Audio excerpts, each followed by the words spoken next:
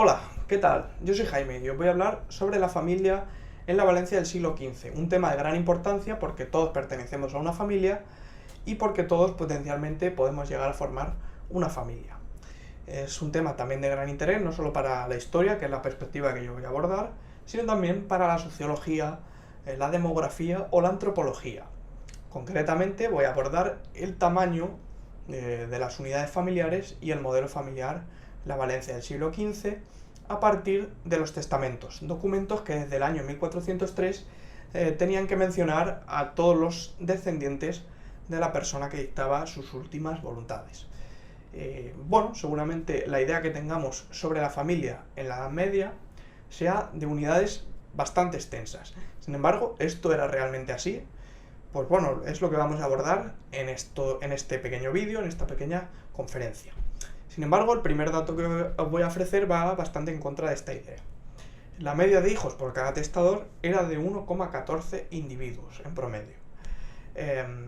Sin embargo, estos cálculos tienen también en consideración a los presbíteros que en teoría, y solo en teoría, no podían tener hijos, y también a los no casados. Sin tener en cuenta estos individuos, la media, el promedio de hijos sería de 1,34, cifra que tampoco es muy superior, realmente. Si tuviésemos en cuenta la media de hijos entre aquellos que tenían al menos uno, vemos que la mayoría tenían 1, 2, 3 hijos como mucho, pero la media sería de 2,20 aproximadamente.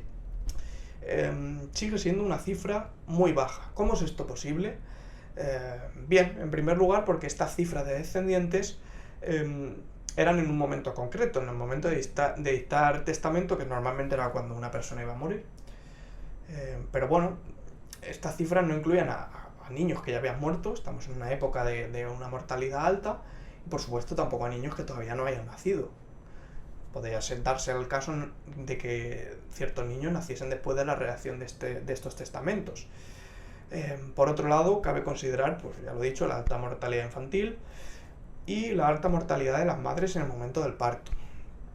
Sin embargo, en un momento de auge de la ciudad de Valencia, el siglo XV es la época del siglo de oro de Valencia, ¿cómo es posible que se produjese este auge, este crecimiento demográfico que también se ha visto en la ciudad a partir de estas cifras de descendientes tan reducidas? Pues bueno, cabe hacer una distinción entre las cifras de descendientes en el medio rural y en el medio urbano. Si no tenemos en cuenta a los presbíteros y a aquellos personajes que no estaban casados, la cifra media de descendientes en el medio rural era de 1,75, mientras que en el medio urbano era de 1,23. La diferencia es clara. Por tanto, para soportar ese crecimiento demográfico que se sabe que hubo en Valencia, y se sabe precisamente gracias a las fuentes históricas, gracias al recuento de fuegos u hogares fiscales que coincidían exactamente con los hogares físicos de estas familias. Bueno, se ve que entre mediados del siglo XIV y principios del XVI hubo una duplicación de estos hogares. En el siglo XIV, pues después de la crisis, desde mitad del siglo, cuando hubo la peste, la guerra con Castilla, las hambrunas, las sequías, etc., hasta principios del XVI hubo, por tanto, un gran crecimiento demográfico. Bien, este crecimiento demográfico solo puede explicarse, como ya había introducido, a partir de estos movimientos migratorios que se habrían producido entre el medio rural y el medio urbano. Pero no solo se intuye un componente migratorio de cercanía hacia la ciudad de Valencia, sino que también migrantes de otras zonas, por ejemplo Castilla, Francia, Portugal, etc., acudieron al Reino de Valencia ante su gran prosperidad económica, política, social y cultural, ante las grandes posibilidades laborales que ofrecía y ante el gran mercado matrimonial que había en la ciudad y que se aumentaba por la llegada de nuevos migrantes. A su vez, estos migrantes se habrían desligado de sus propias familias y algunos de ellos habrían olvidado sus, entre comillas, obligaciones reproductivas y de perpetuación de la familia, lo que explicaría pues que no, a su vez en la familia el número de hijos fuese más reducido.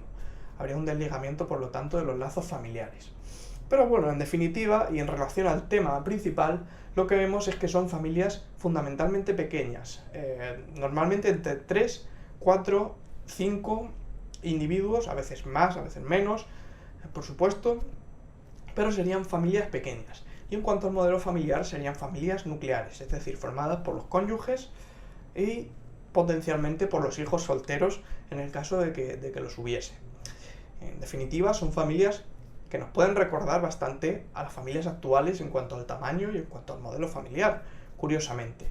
Y bueno, pues espero que con este vídeo hayáis podido aprender un poco sobre la familia medieval y hayáis desechado un poco también ese tópico sobre el tamaño y la extensión de la familia en esta época. Un saludo y muchas gracias por escuchar esta presentación.